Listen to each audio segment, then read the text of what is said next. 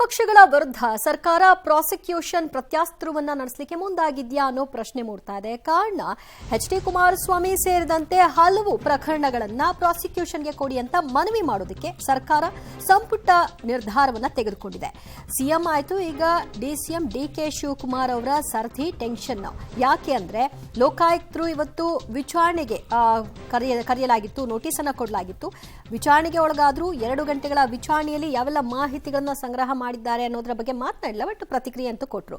ಇನ್ನು ಮೂಡ ಪ್ರಕರಣದಲ್ಲಿ ಬಗೆದಷ್ಟು ಬಯಲಾಗ್ತಾ ಇದೆ ಆ ಒಂದು ಅಕ್ರಮ. ಏನೆಲ್ಲ ವರದಿಗಳು ಸಿಗ್ತಾ ಇದೆ ಆ ವಿಷಯದಲ್ಲಿ ನೋಡೋಣ. ಸಿಎಂ ಆಯ್ತು, ಈಗ ಡಿಕೆಶಿಗೆ ಟೆನ್ಷನ್. ಅಕ್ರಮ ಹಣ ಗಳಿಕೆ ಕೇಸಲ್ಲಿ ಡಿಕೆ ವಿಚಾರಣೆ. ಮುಖ್ಯಮಂತ್ರಿ ಸಿದ್ದರಾಮಯ್ಯ ಸಂಪುಟಕ್ಕೆ ಒಂದಲ್ಲ ಒಂದು ಗಂಡಾಂತರ ಎದುರಾಗುತ್ತಲೇ ಇದೆ. ಮೂಡಾ ಕೇಸಲ್ಲಿ ಸಿಎಂ ಸಿದ್ದರಾಮಯ್ಯ ವಿರುದ್ಧ ರಾಜ್ಯಪಾಲರು ಪ್ರಾಸಿಕ್ಯೂಷನ್ಗೆ ಅನುಮತಿ ಕೊಟ್ಟ ಬೆನ್ನಲ್ಲೇ ಡಿಸಿಎಂ ಡಿಕೆ ಶಿವಕುಮಾರ್ಗೂ ವಿಚಾರಣೆಯ ಬಿಸಿ ತಟ್ಟಿದೆ. ಅಕ್ರಮ ಹಣ ಗಳಿಕೆ ಪ್ರಕರಣದಲ್ಲಿ ಸಿಬಿಐನಿಂದ ಪ್ರಕರಣವನ್ನು ವಾಪಸ್ ಪಡೆದು ಲೋಕಾಯುಕ್ತಕ್ಕೆ ವರ್ಗಾಯಿಸಲಾಗಿತ್ತು.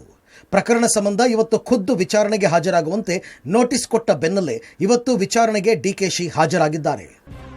ಲೋಕಾಯುಕ್ತ ಅವರು ಸಮನ್ಸ್ ಕೊಟ್ಟಿದ್ರು, ನಿನ್ನೆ ನಾನು ಬಾಗಿನ ಹೋಗಿರೋದ್ರಿಂದ ಆಲ್ಮಟ್ಟಿಗೆ ಹೋಗಕ್ಕಾಗಿರಲಿಲ್ಲ. ಸೊ ಇವತ್ತು ರಿಕ್ವೆಸ್ಟ್ ಮಾಡ್ಕೊಂಡಿದ್ದೆ, ಇವತ್ತು ಟೈಮ್ ಕೊಟ್ಟಿದ್ರು. ಒಂದು 2 ಗಂಟೆಗೂ ಹೆಚ್ಚು ಕಾಲ ಅನೇಕ ಪ್ರಶ್ನೆಗಳನ್ನು ಕೇಳಿದ್ದಾರೆ, ವಿಚಾರಣೆ ಮಾಡಿದ್ದಾರೆ. ಉತ್ತರ ಎಲ್ಲ ಇನ್ನ ದಾಖಲೆಗಳು ಕೆಲವು ಕೇಳಿದ್ದಾರೆ, ಅದು ಒಂದು ಕೂಡ ಕೊಡ್ತಾರೆ. ಬಟ್ ಒಂದೇನಪ್ಪ ಅಂದರೆ ಇವ್ರಿಗಿಂತ ಸಿಬಿಐನವರೇ ಪರವಾಗಿಲ್ಲ.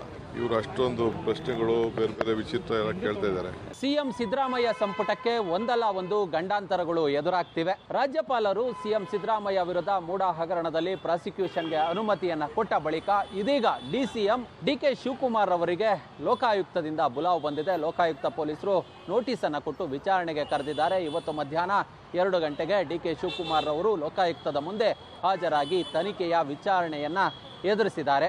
ಅಂದಿನ ಬಿಎಸ್ವೈ ಸರ್ಕಾರ ಸಿಬಿಐಗೆ ಕೊಟ್ಟಂತಹ ಅನುಮತಿ ಏನಿದೆ ಇದು ಕಾನೂನು ಬಾಹಿರ, ಹೀಗಾಗಿ ನಾವು ಇದರ ತನಿಖೆಯನ್ನ ನಾವು ಲೋಕಾಯುಕ್ತಕ್ಕೆ ಕೊಡ್ತಿದ್ದೀವಿ ಅನ್ನೋ ನಿಟ್ಟಿನಲ್ಲಿ ಕ್ಯಾಬಿನೆಟ್ನಲ್ಲಿ ನಿರ್ಣಯವನ್ನ ಅಂಗೀಕಾರ ಮಾಡಲಾಗಿತ್ತು. ಅದಾದ ಬಳಿಕ ಈ ಕ್ಯಾಬಿನೆಟ್ ನಿರ್ಣಯದ ಅಂಗೀಕಾರದ ವಿರುದ್ಧ ಸಿಬಿಐ ಹೈಕೋರ್ಟ್ನಲ್ಲಿ ದಾವೆಯನ್ನ ಹೂಡಿಕೊಂಡಿದೆ.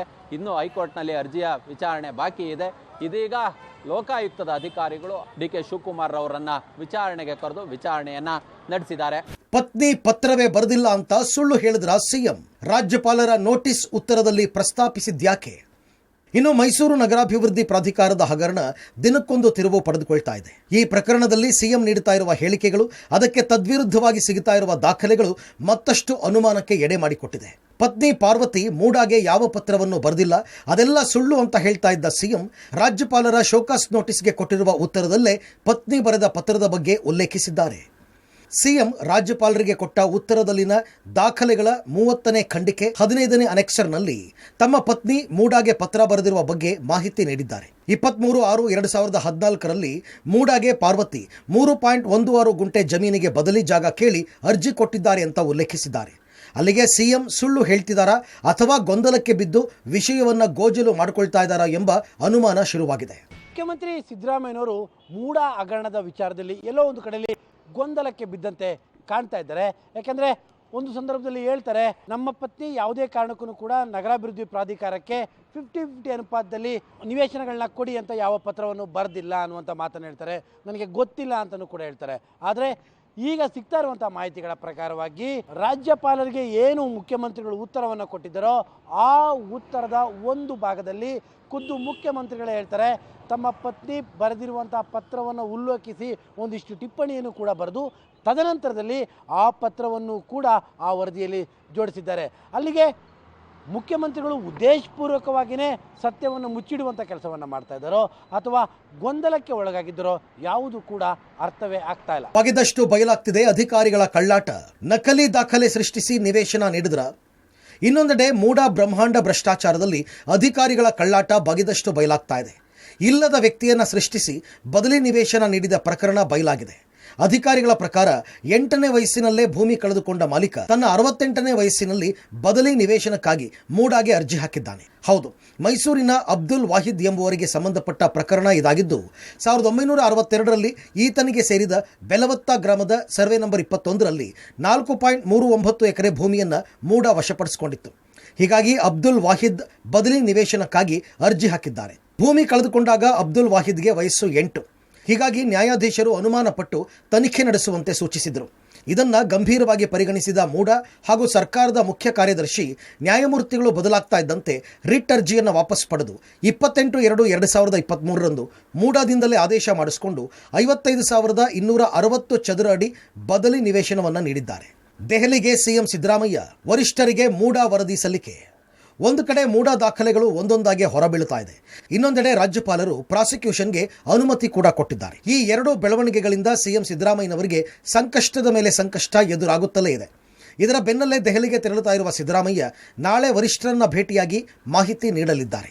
ಇದಕ್ಕೂ ಮುನ್ನ ಶಾಸಕಾಂಗ ಪಕ್ಷದ ಸಭೆ ನಡೆಸಿ ಬಲ ಪ್ರದರ್ಶನಕ್ಕೆ ಮುಂದಾದರ ಅನ್ನೋ ಮಾತುಗಳು ಕೇಳಿ ಬರ್ತಾ ಇವೆ.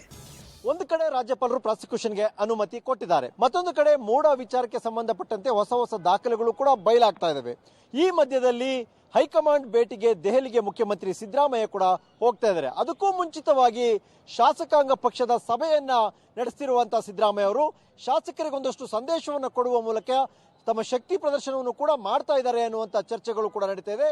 ಒಟ್ಟಾರೆಯಾಗಿ ದಿನ ಕಳೆದಂತೆ ಸಿಎಂ ಹೈಕಮಾಂಡ್ ಅಂಗಳಕ್ಕೆ ಹೋಗುವ ಮುಂಚಿತವಾಗಿಯೇ ತಮ್ಮ ಶಕ್ತಿ ಪ್ರದರ್ಶನ ರೀತಿಯಲ್ಲಿ ಶಾಸಕರಿಗೂ ಕೂಡ ಒಂದಷ್ಟು ವಿಚಾರಗಳನ್ನ ಮನವರಿಕೆ ಮಾಡಲಿಕ್ಕೆ ಮುಂದಾದಂತೆ ಕಾಣಿಸ್ತಾ ಇದೆ. ರಾಜ್ಯಪಾಲರ ವಿರುದ್ಧ ಕೈ ನಾಯಕರ ಟೀಕೆ, ಬಿಜೆಪಿ ಪ್ರತಿಭಟನೆ, ಸಿಎಂ ರಾಜೀನಾಮೆಗೆ ಒತ್ತಾಯ. ಇನ್ನು ರಾಜ್ಯಪಾಲರ ವಿರುದ್ಧ ಕೈ ನಾಯಕರ ಲಘು ಹೇಳಿಕೆ ವಿರೋಧಿಸಿ ಇವತ್ತು ಕೂಡ ಬಿಜೆಪಿ ನಾಯಕರು ರಾಜ್ಯಾದ್ಯಂತ ಪ್ರತಿಭಟನೆ ನಡೆಸಿದ್ದಾರೆ. ಮೂಡಾ ಅಕ್ರಮದ ನೈತಿಕ ಹೊಣೆ ಹೊತ್ತು ಸಿಎಂ ರಾಜೀನಾಮೆ ಕೊಡಬೇಕು ಅಂತ ಬಿಜೆಪಿ ನಾಯಕರು ಒತ್ತಾಯಿಸಿದರು.